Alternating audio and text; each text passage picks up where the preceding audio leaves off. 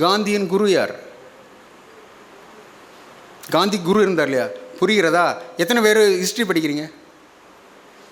எத்தனை பேர் ஹிஸ்ட்ரி படிக்கிறீங்க ஸ்கூலில்? ஸ்கூல் ஸ்டூடெண்ட்ஸ் 1 2 ஹிஸ்ட்ரி எல்லாம் 10ஆம் கிளாஸ் கீழே, அது கம்பல்சரி சப்ஜெக்ட். +1 +2ல் யாரும் இல்லை. எல்லோரும் என்ஜினியர்கள், எல்லோரும் சயின்டிஸ்ட்டுகள், எல்லோரும் நீட் டாக்டர்கள், எல்லோரும் allied engineering and the medical sciences. இதுதான் நம்முடைய ஆசை இல்லையா?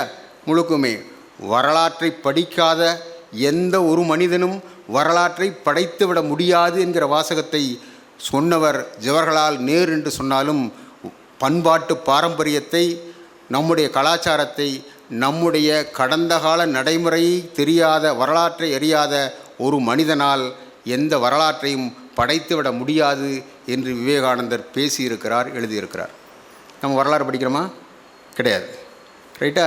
அதனால்தான் காந்தியின் குரு யார் என்று நமக்கு தெரியவில்லை. காந்தியின் குரு கோபாலகிருஷ்ண கோகலே. சரியா? அவர் தென்னாப்பிரிக்காவிலிருந்து வழக்கறிஞர் வேலைக்காக போய் இந்தியாவுக்கு திரும்பி பம்பாயில் இறங்குகிற போது, இறங்கி வந்துவிட்டு நான் என்ன செய்ய வேண்டும் என்று கேட்கிற போது கோகலே சொன்னார், நீ இந்தியா முழுவதும் சுற்றுப்பயணம் போ. எதற்கு என்று கேட்டார். இந்தியாவை பற்றி அப்போதுதான் அறிந்து கொள்ள முடியும். இந்தியாவை பற்றி அறிந்து கொள்ள முடிவது மட்டுமில்லை, இந்தியாவை பற்றி அறிந்து கொண்ட விஷயத்தை உலகெங்கும் சொல்வதற்கும் உலகெங்கும் பரப்புவதற்குமான ஒரு செய்தி எங்கே இருக்கும் என்றால், நீ இந்தியா முழுவதும் பயணப்படுவதன் மூலம்தான் நீ அறிந்து கொள்ள முடியும். எப்படி என்றால் விவேகானந்தரை போல என்கிற வாசகத்தை சேர்த்து சொன்னார் அவர். காந்திக்கு இன்ஃப்ளூயன்ஸ் டேட்டா கொடுத்தார். ஒரு இம்பேக்ட் அண்ட் இன்ஃப்ளூயன்ஸில் டேட்டா கொடுத்த ஒரு மனிதர் கோகலே. அந்த டேட்டா எங்கிருந்து எடுக்கப்பட்டது என்றால் அது விவேகானந்தரிடத்தில் எடுக்கப்பட்டது.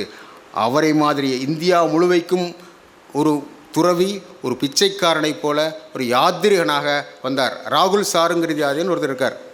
அவர் எழுதின புத்தகம் ஏதாவது? ராகுல் சாருங்கிருத்தியாயன், வால்காவிலிருந்து கங்கை வரை. வால்கா இங்கே இருக்கிறது ரஷ்ய நாட்டில் ஒரு நதி, கங்கை இந்தியாவில் இருக்கிற ஒரு நதி. ஏன் எல்லாம் அந்த நதிகளுக்கெல்லாம் இந்தியாவில் பெண்களின் பெயரே இருக்கு, பார்த்துருக்கீங்களா? என்ன காரணம்? சிந்து, கங்கை, பிரம்மபுத்திரன் இல்லை, பிரம்மபுத்திரா, வைகை, காவேரி, துங்கபத்ரா, கிருஷ்ணா எல்லாமே யாரோட பேர்? ஏன் அப்படி வச்சாங்க?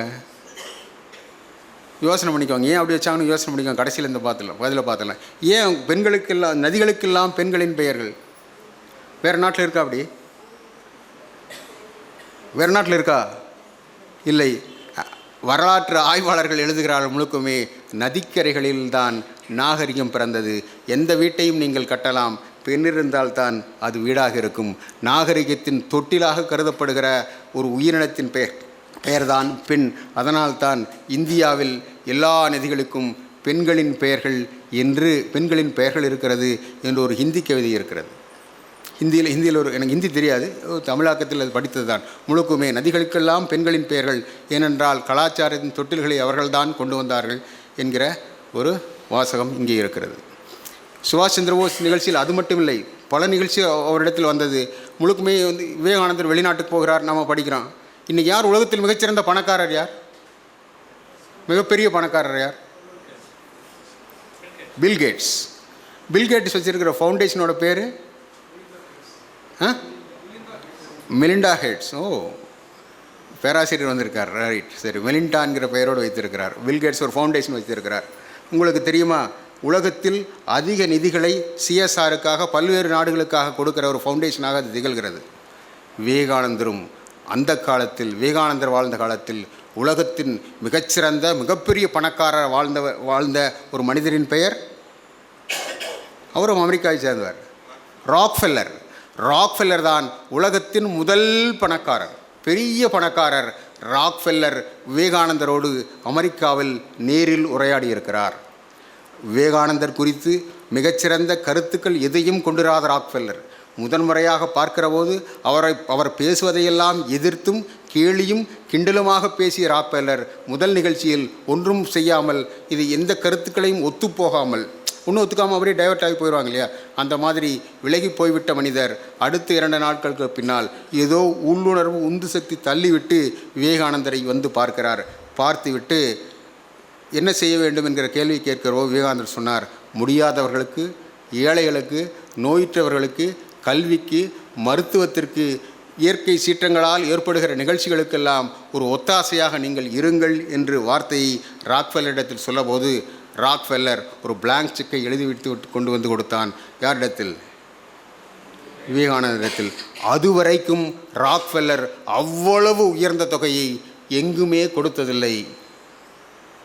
என்ன இந்த ஆள் முழுக்குமே இங்கே வராரு, இங்கே போகிறாரு, ஜம்செட்ஸு டாட்டா போனால் நீ முழுக்குமே போய் அங்கே போய் இதை போடாத, இங்கே ஒரு லெபார்ட்டரியை போடு, இங்கே ஒரு இந்தியன் இன்ஸ்டியூட் ஆஃப் சயின்ஸை போடுன்னு நடத்துகிறாங்க.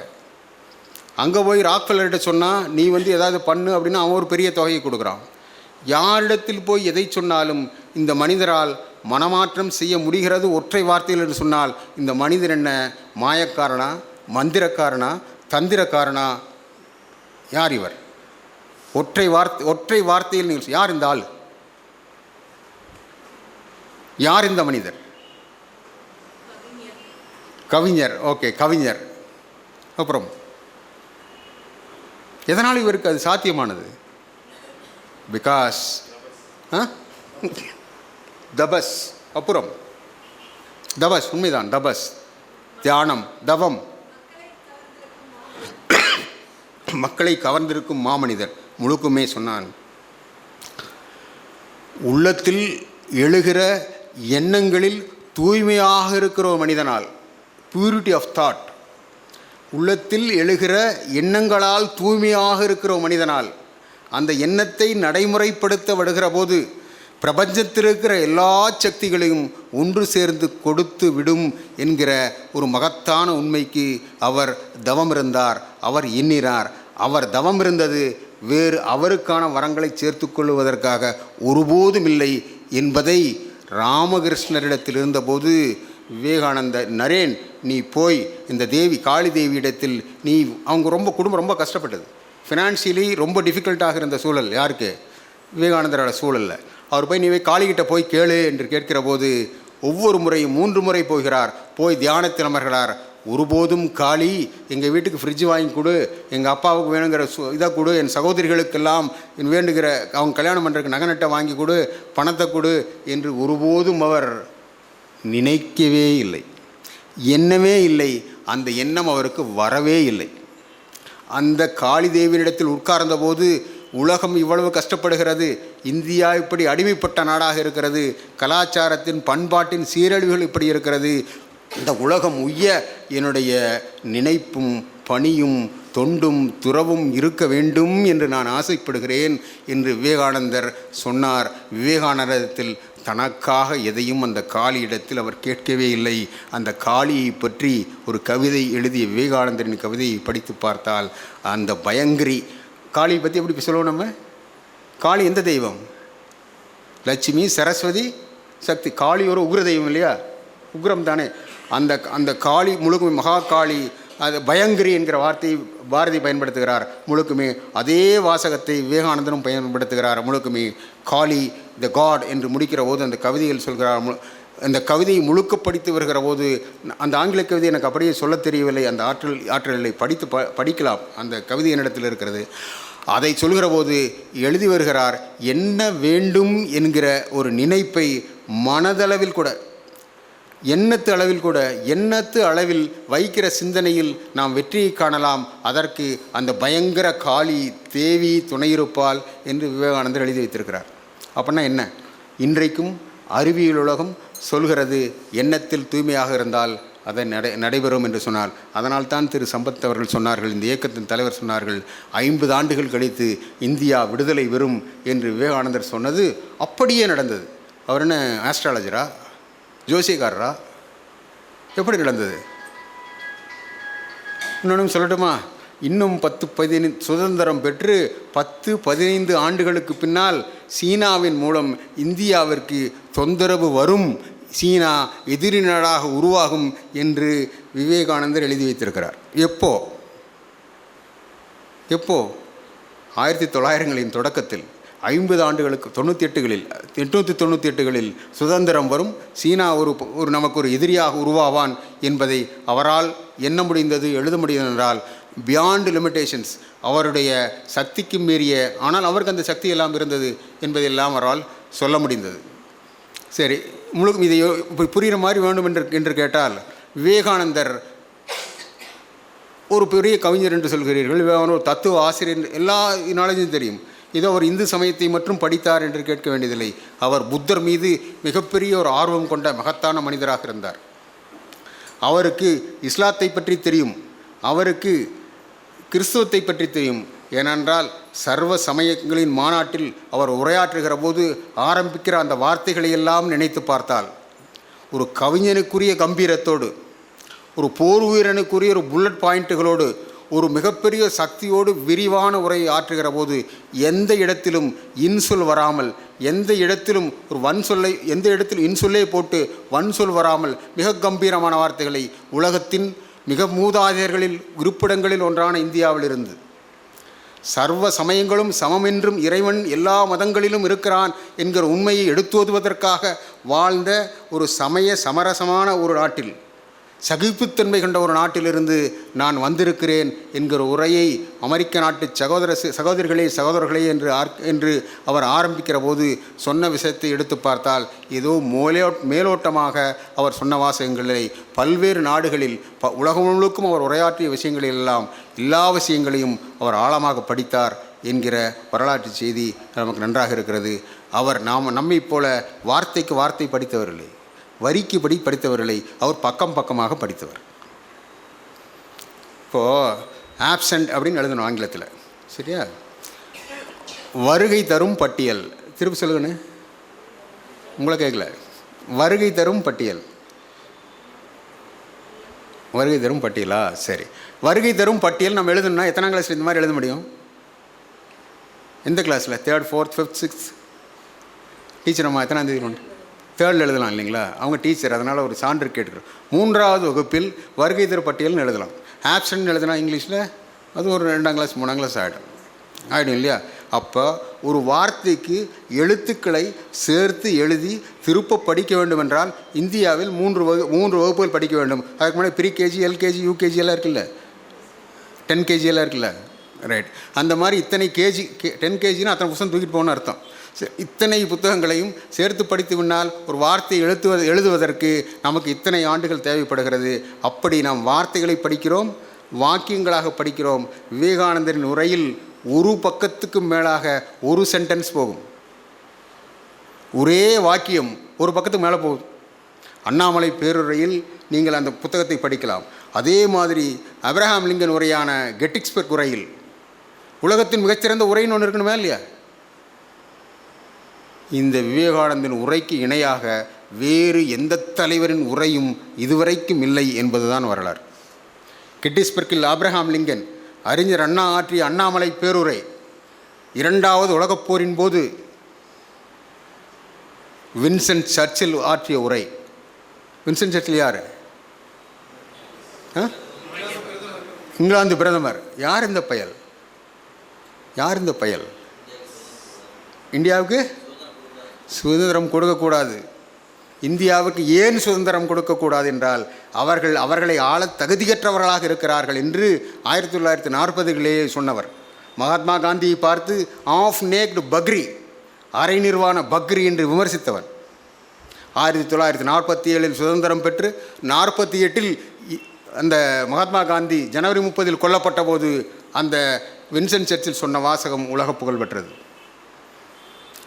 பீரங்கிகளும் துப்பாக்கிகளும் கொண்டு வைத்து உபயோகப்படுத்தி கொண்டிருந்த பிரிட்டிஷாராகிய நாங்கள் ஒருபோதும் அந்த துப்பாக்கியையும், இயந்திர துப்பாக்கியையும், அந்த பீரங்கியையும் நான் அந்த மனிதருக்கு எதிராக பயன்படுத்தவே இல்லை. அவங்க நினச்சா பண்ணியிருக்கலாமே இல்லையா? பண்ணியிருக்கலாமல்ல, தூரமாக உறைஞ்சி சுட்டுட்டாவது ஓடிருக்கலாம். பயன்படுத்தவில்லை. ஆனால் சுதந்திரம் பெற்று ஓராண்டுகள் கூட ஆக முடியாமல் உலகத்தின் பேரொளியை நீங்கள் அணைத்து விட்டீர்கள் என்று முதல்ல சொல்லும்போது அரை நிர்வாண பக்ரி என்று சொன்னவர், கடைசியில் உலகத்தின் பேரொளியை நீங்கள் அணைத்து விட்டீர்கள் என்று சொன்ன அந்த வின்சென்ட் சர்ச்சில் ஆங்கில இலக்கியத்திற்காக நோபல் பரிசு பெற்றவன் நம்முடைய தாகூரை போல. அந்த ஆங்கில இலக்கியத்திற்காக நோபல் பரிசு பெற்ற அந்த வின்சென்ட் சர்ச்சில் போர்க்களத்தில் நின்று ஆற்றிய உரையின் கடைசி வரி இப்படி வருகிறது: never never never give up.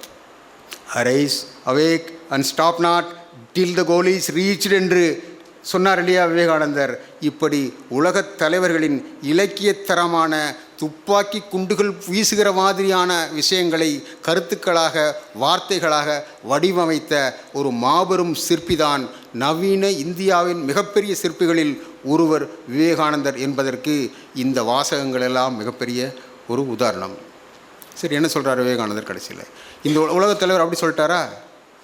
சர்ச்சில் அப்படி வந்தாரா? சர்ச்சில் இந்த வாசகத்துக்கு எப்படி கொண்டு வந்து சேர்த்தான்? சர்ச்சின் வரலாறு, சர்ச்சின் வார்த்தைகள் எல்லாம் எடுத்து பார்க்கிற போது இந்தியாவிற்கான ஒரு சுதந்திர உணர்வை கொண்டு வருவதற்கு இந்தியாவில் சுதந்திரத்திற்கு ஒரு இம்பேக்டை, ஒரு இன்ஃப்ளூயன்ஸை உருவாக்கிய மனிதர் சுவாமி விவேகானந்தர். வளர்பெருமான் என்றால் உங்களுக்கு உடனே ஞாபகம் வருவது அருட்பெருஞ்சோதி. அப்புறம் அரிப்பெருஞ்சோதி தனிப்பெரும் கருணை. தன்னுடைய வாழ்க்கையில் அவர் பின்பற்றிய இயலாதவர்களுக்கான உணவு, வாடிய பயிரை கண்ட போதெல்லாம் வாடினேன், வாசகம் வந்ததா? வாடிய பயிரை கண்ட போதெல்லாம் வாடினேன் என்கிற வாசகத்தின் பின்னால் நீங்கள் போய் பார்த்தீர்கள் என்று சொன்னால் மனிதர்களுக்கு மட்டுமில்லை, ஏதோ ஒருவர் முழுக்குமே ராமகிருஷ்ண மடத்தில் ஒரு பூனையை அடித்து விடுகிறார், முழுக்குமே சொல்கிறார், எல்லா இடத்திலும் இறைவன் இருக்கிறான் என்று உணர்கிற நீ, சொல்கிற நீ, ஏன் பூனை இடத்தில் இறைவன் இல்லையா என்று ராமகிருஷ்ண பரமஹம்சர் கேட்கிறார். அந்த வாசகத்தின் வடிவத்தை, அந்த வாசகத்தை அந்த அறையிலிருந்தே கேட்டுக்கொண்டிருந்த விவேகானந்தர் அந்த ஒப்பீடு நீங்கள் செய்து பார்த்தீர்கள் என்றால் அதுதான் வாடிய பயிரை கண்ட போதெல்லாம் வாடினேன். இன்றைக்கு சொல்கிற யாரோ ஒருவர் சட்டையில் நொய்யலாற்றின் பாதுகாப்பு என்று வந்தார். நீங்கள் தானா? என்னங்க அது? நொய்யலாறு அறக்கட்டளை, நொய்யலாறு அறக்கட்டளை இல்லையா? உங்களுக்குமே ஒரு ஆறு சாகிறது என்றால், ஒரு ஆறு சாகிறது என்றால் என்ன அர்த்தம்? நாகரிகம் மறைகிறது என்ற அர்த்தம். அப்புறம் ஒரு ஆறு சாகிறது என்றால் சரித்திரமே முடிந்தது. ஐயா ஒரு 80 வயசு இருக்கும் இல்லையா? ஒரு 72. ஒரு நொய்யலாற்றை காப்பாற்றுவதற்காக தோளில் பச்சை துண்டோடு 50 ஆண்டுகளாக போராடுகிற ஒரு, இந்த வார்த்தையை பயன்படுத்தவில்லை, நான் மாற்றிக்கொள்கிறேன், ஒரு முதியவர் சொல்ல வேண்டுமா? இளைஞர் என்றால் என்ன என்பதற்கு விவேகானந்தரின் வாசகத்திலேயே சொல்கிறேன். சுவாமி விவேகானந்தர் இளைஞர் சக்தி இயக்கம் இல்லையா? இளைஞர் சக்தி இயக்கம் இல்லையா? இளைஞர்னா என்னப்பா? யூத்து, இளைஞருக்கு ஒரு உந்து சக்தி. இளைஞர்னா என்ன? What is the definition for a youth அப்படின்னா புரியும்னு நான் கேட்டேன் சாமி. இளைஞர் என்றால் என்ன? இளைஞர் என்றால் வரையறை, செயல் துடிப்புள்ளவர். சரி, வயசு யார் அது? 30 வயசுக்குள்ளே இருக்கணும். 30 வயசுக்குள்ளே இருக்கணும். அப்புறம் இளமை என்பது ஒரு உணர்வு. இளமை என்பது முழுக்குமை பார்த்து குழந்தையின் போது ஒரு ஆற்றல் இருக்கும் இல்லையா? The most powerful, most speed, ஒரு உணர்வு, ஒரு செயலாற்றுகிற தன்மை எப்பொழுது வரும் சொல்லுங்கள்? யாருடைய மனதில் இளமை உணர்வு குடிகொண்டு இருக்கிறதோ அந்த இளமைக்கு வேறு மீனிங்கெல்லாம் எடுத்துகிட்டு போகக்கூடாது, ஏதாவது சினிமா டைட்டிலாம் எடுத்துகிட்டு போகக்கூடாது. யாரோ ஒரு சிரிக்கிறார்கள் பார்த்தீர்கள் இல்லையா? இந்த சிரிப்பு உங்களுக்கு வருகிறதா இல்லையா பாருங்கள். நான் சூலூரிலிருந்து பெருமாள் கோயிலை தாண்டி, போலீஸ் ஸ்டேஷனை தாண்டி, இரு கரைகளிலும் 2 இடங்களில் இருக்கிற பெருமாள் கோயிலை தாண்டி, வைத்தீஸ்வரன் கோயிலை தாண்டி, நொய்யலாற்றை தாண்டி தொடங்குகிற போது முத்துக்கவுண்டன்புதூர் என்ற ஊர் எனக்கு தெரிந்தது. மூக்காப்புதூர். அதன் வலதுபுறம் போனால் சோமனூர் போகலாம், ஐயன் கோயில் போகலாம். இடதுபுறம் தெரிந்து பார்த்தால் ஒரு பலகை என்னை ஆச்சரியத்துக்குட்படுத்தியது. அதன் பெயர் என்ன சொல்லுங்கள்? என்னென்னு? அம்மாவாசை அல்வா கடை, உரிமை நாகராஜ சோழன் எம்ஏ. நான் ஒன்றும் ஜோக் சொல்ல, போய் பார். இருக்கிறதா? அப்படியே சூலூரிலிருந்து மேற்க போய் பாப்பம்பட்டி பிரிவு தாண்டி அந்த பைபாஸுக்கு முன்னால் ஒரு கடையின் முன்னால் எழுதி வைத்திருக்கிறான், வந்தா வெட்டுவோம். எழுதியிருக்காங்களா? வந்தா வெட்டுவோம் என்பது ஒரு சிகை அலங்கார முடித்திருத்த கடையின் பெயர். ஒரு அல்வா கடையின் பெயர் அமாவாசை அல்வா கடை, உரிமையாளர் நாகராஜ சோழன் எம்ஏ என்று வருகிறதென்றால் சிரிப்பது கண்ணு ரைட் ரைட்டா? இதற்கு பெயர் அமைதிப்படையா? இதற்கு பெயர் அமைதிப்படை. புரிகிறதா? ஒவ்வொரு வார்த்தைக்குள்ளும் ஒரு வரலாறு இருக்கிறது. வரலாற்றை நீங்கள் தெரிந்து கொள்ளவில்லை என்றால் அது முடிந்து போய்விடும். அந்த நொய்யலுக்கு பெரிய புராணத்தில் காஞ்சிமா நதி என்று பெயர். நாங்கள் எல்லாம் உங்கள் வயசுக்கு நீங்கள் நிறைய சொல்லாங்க. நாங்கள் சிறுவர்களாக இருந்தபோது அந்த நொய்யலாற்றின் ஒரு பகுதியில் அந்த ஆண்டிவாளையம் திட்டு அப்படிலாம் வருகிற இடங்களிலெல்லாம் எங்கள் சகோதரியும் வந்திருக்கிறார். அவர்களெல்லாம் துணி துவைக்க போவார்கள். ஒரு அரை ட்ரவுசர் போட்ட பையனாக அங்கே போகிற போது ஒரு 5-6 அடிக்கு தண்ணீர் போயிருக்கும். அதுக்கு பேர் வாய்க்கால். வாய்க்கால் என்ன ராஜா?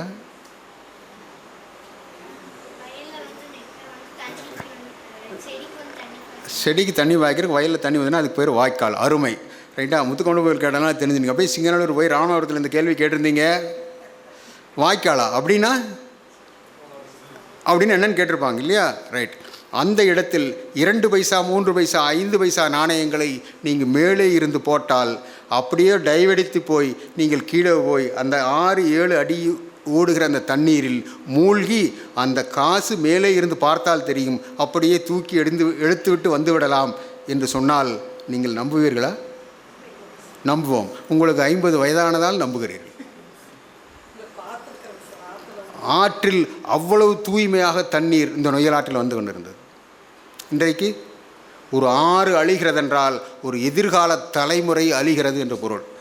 ஒரு ஆறு அழிகிறதென்றால் எதிர்காலத்தின் வளத்தை நாம் சுரண்டி கொண்டிருக்கிறோம் என்று பொருள். ஒரு இயற்கை அழிகிறது என்று சொன்னால் எதிர்கால மனிதர்களின் வாழ்க்கைக்குள் போய் நாம் கரியை பூசுகிறோம் என்று பொருள். ஏனென்றால் இந்த இயற்கை வளங்கள் எல்லாம் நம்முடையது இல்லை, நம்முடைய குழந்தைகளுடையது, எதிர்கால சந்ததியினுடையது என்பதனால்தான் அந்த விவேகானந்த சுவாமிகள் முதன்முறையாக அந்த சுவாமிகள் என்ற வார்த்தையை பயன்படுத்துகிறார். எழுதி வைத்தார். அமெரிக்காவிலிருந்து திரும்பிய பின்னால் அவர் சொன்ன வாசகம், அமெரிக்கா போய்விட்டு திரும்பிய பின்னாலும் நீங்கள் இந்தியாவை நேசிக்கிறீர்களா? அமெரிக்கா போய்விட்டு திரும்பிய பின்னால் தான் இந்தியாவை நான் பல 100 மடங்கு நேசிக்கிறேன் என்று சொன்னார். ஏனென்றால் இந்த இடத்தில் பயன்படுத்தப்படாத ஒரு வார்த்தை, பயன்படுத்தாத ஒரு செய்திகள் எல்லாம் சந்தனம் எங்கள் நாட்டின் புழுதி என்று பாடல் உங்களுக்கு நன்றாக பாடத்தில் இருக்கும். சந்தனம் எங்கள் நாட்டின் புழுதி. அடுத்த வரி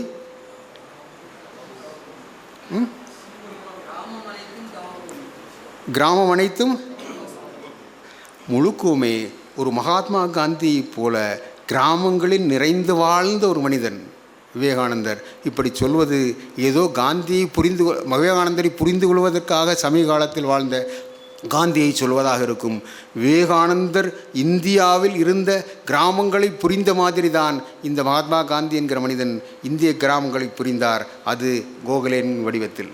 இன்னமும் ஏறத்தாழ ஒரு 500 ஆண்டுகள் கடந்தாலும் அந்த விவேகானந்தரின் ஆன்ம வெளிச்சம், அவருடைய நவீன இந்தியாவிற்கான ஒரு தன்மை, சிந்தனை உலகத்தில் நின்று கொண்டே இருக்கும். இந்த சயின்ஸ் அண்ட் டெக்னாலஜி இந்திய நாட்டில் மிகப்பெரிய ஒரு சக்தியாக வளர வேண்டும் என்று நினைத்தவர் விவேகானந்தர். இந்திய பாரம்பரியத்தின் தொடர்ச்சியாக உலகெங்கும் ஒரு ஆன்ம வெளிச்சத்தை இந்தியா கொடுக்கும் என்ற நம்பிக்கையோடு அந்த விவேகானந்தர் எழுதி வைத்தது யாரை நம்பி என்றால் இளைஞர்களை நம்பித்தான். அந்த இளைஞர்களுக்கு சொல்லப்பட்ட வரையறை என்ன சொன்னால், யார் நின்று நிலைத்து சுயநலமற்று இந்த மனித சமுதாயத்திற்காக உழைக்கிறார்களோ அவர்கள்தான் இளைஞர்கள். அது வயதானாலும் சரி, வயது என்பது இளமை உணர்விலிருந்து தள்ளப்படுகிற ஒன்றுதான். ஆனால் அவர்கள் 80-90 வயதுகளானாலும் 80 வயதானாலும் நொய்யலுக்காக நான் இன்னமும் பாடுபட்டு கொண்டுதான் இருக்கிறேன் என்று சொல்கிற அந்த பச்சை துண்டேந்தி இந்த அரங்கத்தின் பெரிய மனிதர் விவேகானந்தர் வளர்த்த ஒரு இளைஞர். பள்ளிக்கு ஓடம் போகிற 8வது படிக்கிற சிறுமி சொல்கிறாள், நான் சுப்ரீம் கோர்ட் நீதிபதி ஆவேன் என்று சொல்கிறாள். இப்படி ஒரு 80, 70, 80 வயது பெரியவரையும் 8 வயது சிறுவையும் இணைக்கிற ஒரு இயக்கமாக இந்த யூத் ஃபோர்ஸ் இருக்கிறது என்று நான் நிச்சயமாக நம்புகிறேன். அந்த நம்பிக்கையின் சாட்சியாகத்தான் சுவாமி விவேகானந்தர் இளைஞர் இயக்கம் என்கிற இயக்கத்தை 40 மாதங்களாக இதுபோன்ற செய்திகளை கொண்டு வருகிற ஒரு இடமாக வைத்திருக்கிறார்கள். அது மட்டுமா, இந்த இடத்தில் ஆர்ட் ஆஃப் லிவிங் ப்ரோக்ராம் நடக்கிறது. அதுபோக நம்முடைய சசிகுமார் வாழ்வியல் பயிற்சியாளர் வந்து பயிற்சி கொடுக்கிறார். பண்பாட்டு பயிற்சிகள் நடக்கிறது. மகளிருக்கின்ற தனி பயிற்சிகள் இருக்கிறது. ஒரு இயற்கை வைத்தியர் இங்கே வந்திருக்கிறார். பல்வேறு சமூகத்தின் ஆழமான அமைதியான சிந்தனை ஓட்டம் கொண்ட பல பெரியவர்கள், இளைஞர்கள் இங்கே வந்திருக்கிறார்கள். பெண்கள் வந்திருக்கிறார்கள். இளம் யுவதிகள் வந்திருக்கிறார்கள். அந்த இடத்தில் உருவாகி இருக்கிற இந்த இளைஞர் சக்தி இயக்கம் வருங்கால வரலாற்றில் பேசப்படும் என்பதில் எந்த சந்தேகமும் இல்லை. இளைஞர் சக்தி இயக்கம் என்கிற வார்த்தை நீங்கள் நினைத்தால் MS உதயமூர்த்தி என்கிற ஒரு மனிதர் இந்தியாவில் கும்பகோணத்தில் அருகில் இருக்கிற மயிலாடுதுறையில் படித்துவிட்டு விஸ்கான்சின் பல்கலைக்கழகத்தில் அமெரிக்காவுக்கு போய் அவர் ஒரு கெமிக்கல் இன்ஜினியராக, ஒரு கெமிக்கல் படித்தவர். ஒரு மிகப்பெரிய பொருளீட்டி ஒரு தொழிலதிபராக இருந்தவனாலும் இந்தியாவிற்கு திரும்பி ஒரு இளைஞர் சக்தி இயக்கத்தை அவர் கொண்டு வந்தார். நான் இந்த இளைஞர் சக்தி இயக்கத்தை முத்துக்கொண்ட முதல் கேள்விப்படுகிற போதெல்லாம் இது முழுக்கும் ஒரு MS உதயமூர்த்தி அவர்களின் ஒரு பகுதியாக செயல்படும் என்று நான் நினைத்து கொண்டிருந்தேன். அப்பொழுது பின்னர் தான் இதை உணர்ந்து கொள்கிற ஒரு வாய்ப்பு கிடைத்தது. இந்த இளைஞர் சக்தி இயக்கம் விவேகானந்தரின் பெயரில் இருந்து கொண்டு ஒரு சுயம்புவாக இருக்கிறது. ஆனால் அதன் வேர்கள் ஆழமாக பதிந்திருக்கிறது. அந்த வேர்கள் பல்வேறு இடங்களில் சென்று போய் சேர்கிறது. இங்கே வருகிற மனிதர்கள் யாரும் ஒற்றை மனிதர்கள் இல்லை. இந்த ஒற்றை மனிதர்களுக்குள்ளும் 1000 சிந்தனைகளை விதைத்திருக்கிற, வளர்த்து கொண்டிருக்கிற ஒரு மகத்தான பணியை திரு சம்பத் தலைமையிலான இந்த இயக்கம் நடத்தி கொண்டிருக்கிறது என்பதற்கு நிறைய சான்றுகள் இருக்கிறது.